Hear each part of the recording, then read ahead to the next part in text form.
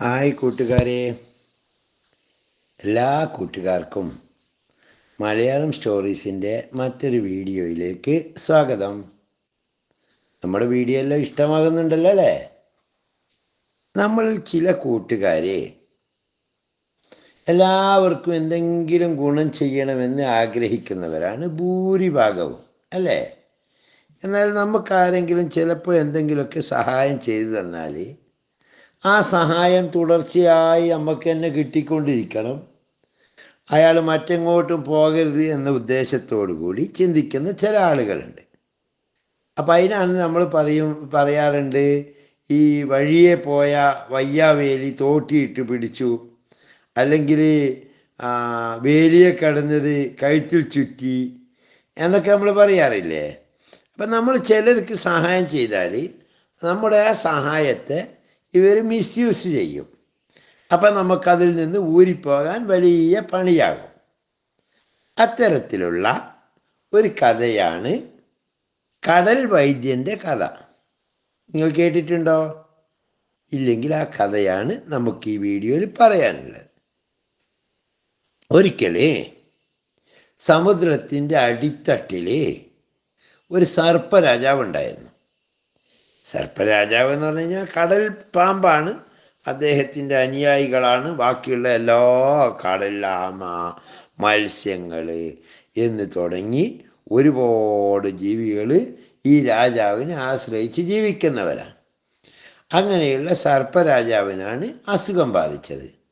അദ്ദേഹത്തിൻ്റെ അസുഖത്തിൻ്റെ പ്രധാന പ്രശ്നം എന്ന് പറഞ്ഞാൽ രാത്രി ഉറങ്ങാൻ കഴിയില്ല. കൊട്ടാരത്തിൽ വൈദ്യന്മാരൊക്കെ ഉണ്ട് കേട്ടോ. വൈദ്യന്മാരെല്ലാം അവരെ കൊണ്ട് കഴിയുന്ന രൂപത്തിൽ പരിചരിച്ചു. പലരും പല ജാതി മരുന്നുകൾ കൊടുത്തു. പക്ഷെ അവർക്കൊന്നും വിജയിക്കാൻ കഴിഞ്ഞില്ല. രാജാവിൻ്റെ രോഗം രക്ഷപ്പെടുത്താൻ കഴിഞ്ഞില്ല.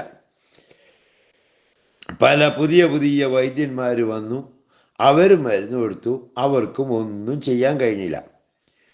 അവസാനം കടലാമ മുന്നോട്ട് വന്ന് രാജാവിനോട് പറഞ്ഞു, രാജാവേ, കരയിൽ താമസിക്കുന്ന ഒരു മഹാവൈദ്യനെ പറ്റി ഞാൻ കേട്ടിരിക്കുന്നു. അയാൾ അതേ സമയം തന്നെ ഒരു മാന്ത്രികനും കൂടിയാണ്. വൈദ്യം മാത്രമല്ല, മാന്ത്രികനുമാണ്.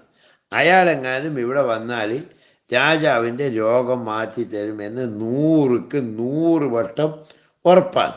അതുകൊണ്ട് ആരെയെങ്കിലും അയാളുടെ അടുത്തേക്ക് വിട്ടിട്ട് അയാളെ ഒന്ന് ഇങ്ങോട്ട് കൂട്ടിക്കൊണ്ടുവന്നാൽ രാജാവ് രക്ഷപ്പെടും എന്ന് പറഞ്ഞു. അത് കേട്ട് രാജാവ് പറഞ്ഞു, പ്രിയപ്പെട്ട ആമ, ആ വൈദ്യനെ കൊണ്ടുവരുന്നതിന് വേണ്ടി കരയിലേക്ക് പോകാൻ കഴിയുന്ന ഒരേ ഒരു പ്രജയെ എനിക്കുള്ളൂ, അത് നീയാണ്. കാരണം നിനക്കല്ലാതെ കടലിലും കരയിലും ഒരേ സമയത്ത് ജീവിക്കാൻ പറ്റില്ല.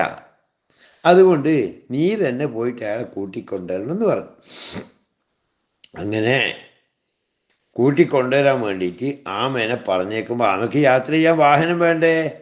അതിനൊരു സ്വർണ്ണ മത്സ്യം എന്ന് പറയുന്നൊരു കപ്പലും കൊടുത്തു. സ്വർണ്ണ മത്സ്യം എന്ന് പറഞ്ഞിട്ടുള്ള ജീവനുള്ള മത്സ്യമാണ് കേട്ടോ. അപ്പോൾ ആമയ്ക്കിനോട് പറഞ്ഞു, ആ മത്സ്യത്തിൻ്റെ പുറത്ത്, ഈ സ്വർണ്ണ മത്സ്യത്തിൻ്റെ പ്രത്യേകത എന്താ? അവന് വെള്ളത്തിൻ്റെ അഗാധതയിൽ മുങ്ങാൻ പറ്റും, പുറത്ത് മുകളിൽ കൂടി നീന്താൻ പറ്റും. നീ ഏത് രൂപത്തിലെങ്കിലും ഉപയോഗിച്ചുകൊണ്ട് അവൻ്റെ പുറത്ത് കയറിക്കൊണ്ട് കരയിലേക്ക് എത്തണം. എന്നിട്ടോ ഈ വൈദ്യനെ കണ്ടെത്തണം. വൈദ്യനെയും കൂട്ടി സ്വർണ്ണ മത്സ്യത്തിൻ്റെ പുറത്ത് തന്നെ തിരിച്ചിങ്ങ് പോരണം എന്ന് പറഞ്ഞു. അങ്ങനെ ആമ എന്ത് ചെയ്ത് ഈ സ്വർണ്ണ മത്സ്യത്തിൻ്റെ പുറത്ത് കയറി കടൽ തീരത്തെത്തി ഇഴഞ്ഞു പോയി നമ്മുടെ വൈദ്യനെ കണ്ടെത്തി. എന്നിട്ട് സമുദ്രരാജൻ ഇങ്ങനെ ഒരു ബുദ്ധിമുട്ടുണ്ട് എന്നും അദ്ദേഹം നിങ്ങളുടെ സഹായം ആവശ്യപ്പെട്ടിരിക്കുന്നു എന്നും വൈദ്യരോട് പറഞ്ഞു. അപ്പം വൈദ്യൻ ചിന്തിച്ചു, കടൽ രാജാവല്ലേ ക്ഷണിച്ചിരിക്കുന്നത്, വലിയ സമ്പത്തൊക്കെ തനിക്ക് കിട്ടുമെന്ന് ചിന്തിച്ചുകൊണ്ട് ആ വൈദ്യൻ എന്ത് ചെയ്തു, ആ ഓഫർ സ്വീകരിച്ചു. രാജാവിനെ ചികിത്സിക്കാൻ വേണ്ടി പോവുകയാണ്. വൈദ്യൻ അന്തർവാഹിനി കയറി അത് അദ്ദേഹത്തെ രാജാവിൻ്റെ കൊട്ടാരത്തിലേക്ക് എത്തിച്ചു. വൈദ്യനെ കണ്ടപ്പോൾ രാജാവിന് വലിയ സന്തോഷം തോന്നി. സന്യാസിയെ പോലുള്ള ആ വൈദ്യൻ സഞ്ചിയിൽ നിന്നും കുറേ പച്ചല മരുന്നുകൾ പുറത്തെടുത്ത് രാജാവിന് കൊടുത്തു. രാജാവ് ആ മരുന്നുകളൊക്കെ കഴിച്ച് അതിവേഗം ഉറക്കിലേക്ക് പോയി. നന്നായി അങ്ങ് ഉറങ്ങി. ഉണർന്ന് നോക്കുമ്പോൾ രാജാവിൻ്റെ ഒട്ടുമിക്കാൽ പ്രശ്നങ്ങളും മാറിയിരുന്നു. അദ്ദേഹത്തിന് ഭയങ്കര ഊർജ്ജസ്വലനായി അദ്ദേഹം. അപ്പോൾ ഇങ്ങനെയായപ്പോൾ അദ്ദേഹം വൈദ്യനോട് പറഞ്ഞു, ഇനി നിങ്ങൾ നാട്ടിലേക്കൊന്നും പോകണ്ട, ഇവിടെ തന്നെ എൻ്റെ കൂടെ സ്വസ്ഥമായിട്ട് ജീവിക്കണം. എനിക്കെന്തെങ്കിലും രോഗം വന്നാൽ വേറൊരാളെ തിരയാനൊന്നും പോകാൻ പറ്റില്ല. അതുകൊണ്ട് നിങ്ങൾ എൻ്റെ കൂടെ ജീവിക്കണമെന്ന് പറഞ്ഞു. രാജാവിൻ്റെ വാക്കുകൾ കേട്ടപ്പോൾ വൈദ്യനാകെ പേടിച്ച് വിറച്ചു. കാരണം എന്താ, എവിടെയാണ് കിടക്കുന്നത്? കടലിൻ്റെ അടിയിലാന്ന്. ഇവിടുന്ന് ഇപ്പം പോകണമെന്ന് പറഞ്ഞ് വാശി പിടിച്ചാൽ വണ്ടി എന്തെങ്കിലും ഉണ്ടോ പോകാനേ? അപ്പോൾ ഇല്ലെങ്കിൽ ഇവിടെ പെടും, രാജാവിനെ കോപിപ്പിക്കാനും പറ്റൂല. അപ്പം ഇയാൾ പേടിച്ച് വിറച്ചു. ഇദ്ദേഹം പറഞ്ഞു, രാജാവ് പറഞ്ഞു, വൈദ്യരെ, എനിക്ക് എപ്പോഴെങ്കിലും വേദനകളും അസുഖങ്ങളൊക്കെ ഇനിയും വരാൻ സാധ്യതയുണ്ട്. അതുകൊണ്ട് ഇനി മുതൽ നിങ്ങളാണ് എൻ്റെ കൊട്ടാര വൈദ്യൻ. താങ്കൾ ഇവിടെ സുഖമായിട്ട് ജീവിച്ചോ, എങ്ങോട്ടും പോകാൻ പറ്റൂല എന്ന് പറഞ്ഞു. ഇയാൾക്കാണെങ്കിലോ എങ്ങനെയെങ്കിലും തൻ്റെ വീട്ടിലും കുടുംബത്തിലും നാട്ടിലും എത്തുകയും വേണം. ഭയം പുറത്ത് കാണിക്കാതെ സാധാരണ മുഖഭാവം നിലനിർത്തിക്കൊണ്ട് വൈദ്യൻ പറഞ്ഞു, രാജാവേ, എൻ്റെ മരുന്നുകൾ പ്രവർത്തിക്കുന്നുവെന്ന് അങ്ങേക്കറിയാമല്ലോ. പക്ഷെ അങ്ങേക്ക് പൂർണ്ണമായി സുഖം പ്രാപിക്കണമെങ്കിൽ അങ്ങേക്ക് മറ്റ് ചില ശക്തി കൂടിയ മരുന്നുകൾ കൂടി വേണം. അവയൊക്കെ ഞാൻ എൻ്റെ വീട്ടിലാണ് വെച്ചിരിക്കുന്നത്. അത് മറ്റാരും തൊടാനും പാടില്ല എന്ന് പറഞ്ഞു. എന്തിനങ്ങനെ പറഞ്ഞത്? ഇയാൾക്ക് അവിടുന്ന് രക്ഷപ്പെടണം. അപ്പോൾ മരുന്ന് വേറെ ആരെങ്കിലും വിട്ടിട്ട് എടുപ്പിക്കാതിരിക്കാൻ വേണ്ടിയിട്ടാണ് അത് മറ്റാരും തൊടാൻ പാടില്ല എന്ന് പറഞ്ഞത്.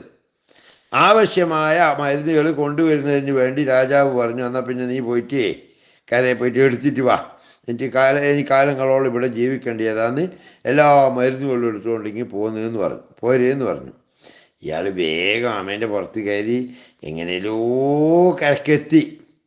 കരക്കെത്തി ഉടനെ അയാൾ ആമേനോട് വിളിച്ച് പറഞ്ഞു, ഇപ്പോൾ കഴിച്ച മരുന്നുകൾ തന്നെ പൂർണ്ണമായും സുഖം പ്രാപിക്കാൻ ധാരാളമാണെന്ന് പോയി നിൻ്റെ രാജാവിനോട് പറഞ്ഞേക്കണം.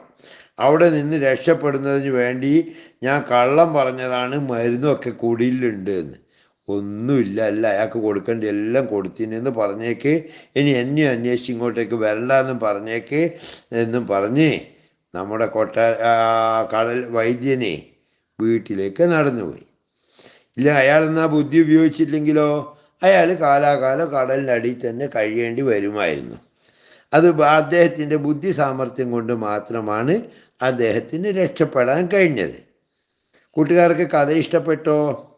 എന്നാൽ ലൈക്ക് ചെയ്യാനും അതിനടിയിൽ ഇഷ്ടപ്പെട്ടു എന്ന് കമൻറ്റ് ചെയ്യാനും മറക്കരുത് കേട്ടോ. മറ്റൊരു വീഡിയോയിൽ വീണ്ടും കാണാം. നന്ദി, നമസ്കാരം.